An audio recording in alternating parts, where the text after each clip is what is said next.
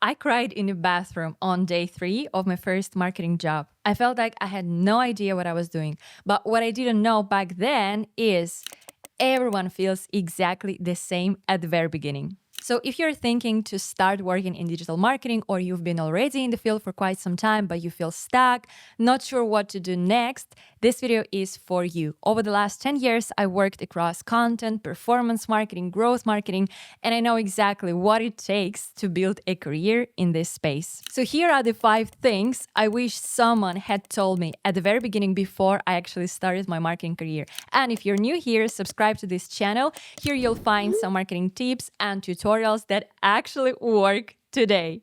Number 1, you don't need a marketing degree. I already have a full video on my channel where I explained how I exactly entered the field, how I got my master's degree in marketing and all of that. And even though I'm a person who holds bachelor's in business administration, whatever that even means, and then also master's in marketing, I actually highly recommend not to spend your precious years of life for any university education, unless it's something, super fast paced, like a 1-year degree or something like that. 95%, if not 99% of everything I'm able to do today, I've just learned by doing, by following the right people, by following a bunch of similar companies to the ones I've been working for, and just replicating what's working in the field. Once you start going your first marketing interviews, you're going to notice that no one actually cares about whether you have an education or not. All they care about is, I would say, essentially 2 things. Number 1 is, of course, your relevant experience. And number 2 is whether you can actually think as a marketer. And if you're serious about advancing your marketing career, subscribe to my weekly newsletter where I share my own learnings and failures, some of the templates and useful tools that have helped other marketers just like you. Just click the link in the description to get these insights directly to your inbox every single Monday. Point number 2 I wish I had heard years ago is start with only one focus area first. Now, marketing is huge, right? Once you start working, you're going to hear about things like SEO, paid ads, social, organic, analytics, etc. And suddenly you just feel frozen. And the same has happened to me. And when I just started my first real marketing job, I was trying to do all the things at the same time.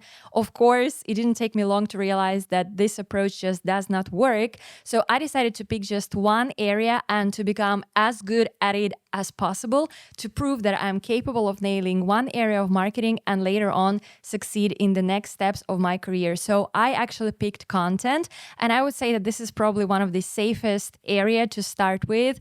Let's be quite frank, when you're just starting out, when you're a marketing intern or it's your first year of your marketing job, no one is going to trust you with things like performance marketing, budgeting, etc., because those actually directly result in, businesses' revenue.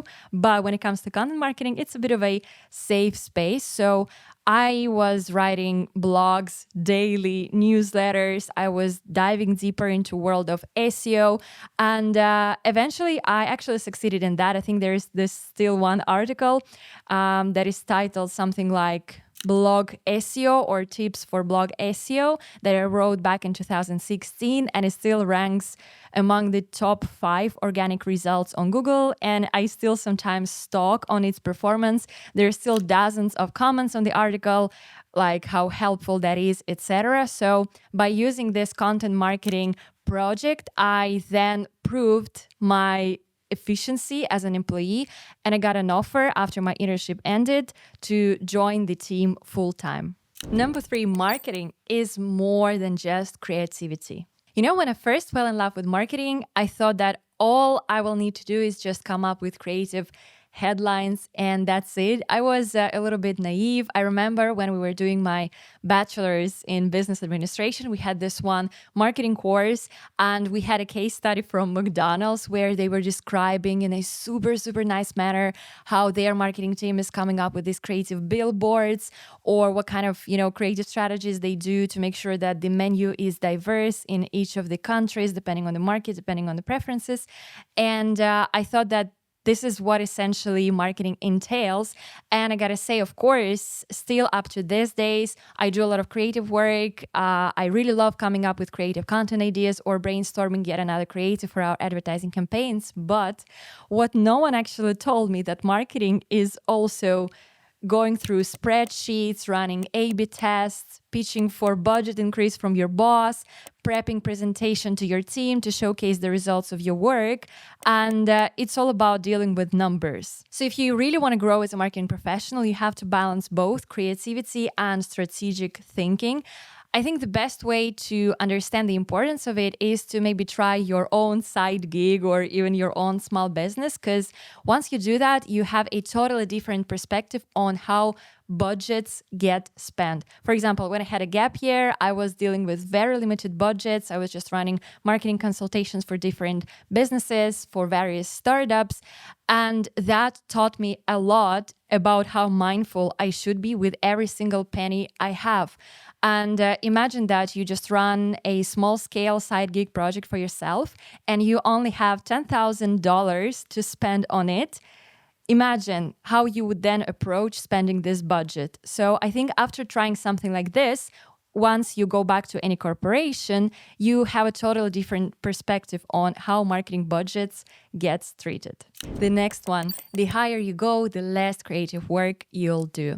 Now, I have to be honest, this one was a little bit hard to accept, but that's just the reality. So, for example, the last company I've been working for, I started as a digital marketing manager, but then in less than a year, I got promoted to a senior demand generation lead. And as soon as I got promoted, I started spending days on budget calls, diving deeper into various spreadsheets. For example, I spent, I think, half of December just planning what we're going to do in the following Q1. And that's not necessarily a bad thing. It's just the reality. And I just want to share this with you because then you can sort of look at this through your lens and understand if this is something you are passionate about. You know, if I get to visualize it, I would draw it as something like a growing line trend where there is a clear correlation between your seniority of any marketing role and the amount of admin work you'll have to deal with. Number 5, it's totally okay to feel behind. Most people do. You know, I get a lot of comments under almost every video that I do on marketing career. They go like, I feel like I'm stuck. I haven't seen much progress. I feel a bit lost. I get it. And I gotta say that this is what I feel quite often as well, even though I've been working in the field for more than 10 years now. You know, I think the problem here is that whenever we look at social media, whenever we scroll our LinkedIn, what do we mostly read there? It's the success stories. People are hesitant to share their failures. 9 out of 10 experiments typically fail. It's been proven, it's a fact. You know, recently I bumped into a very nice interview with the founder of Revolut, where he said that before they launch any new feature or a new product, they actually assemble a few, not just one, a few teams that work on multiple experiments related to this new product launch, because they know that they need to run a bunch of experiments before rolling out something decent. So just chill, relax. I'm here with you, and you are not alone on this boat for sure. I think when we work in marketing, this is something that we just have to accept. I don't think that any other industries or like areas like IT, accounting, finance, they struggle as much as we do with things like imposter syndrome and just feeling behind all the time. Remember to subscribe to my channel, subscribe to my weekly newsletter for marketers, and continue watching this video where I tell exactly how I started my marketing career from ground zero.